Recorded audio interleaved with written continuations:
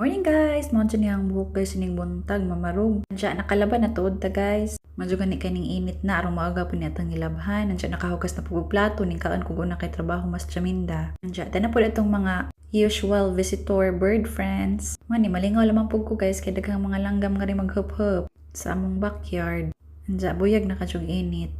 Nandiyan 12 o'clock na guys ning abot naghangba na.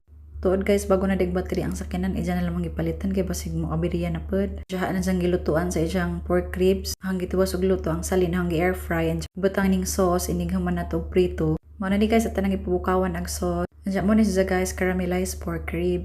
Favorite ni mo jang sang bana. Diya gitilok jud ni jang sauce kay aron di pud sayang. Diya makajaging na jud ani guys kay lami na kajog init. Diya paghapon ni gawas na dayon ko nag-walking. Diya lami kajog sunset. Diyan po'y murag iko kung iri nga sagbot na alami pud kadyo tanahon. Nandiyan uli rapog ko after of walking. Kahit yung panihapon naman pud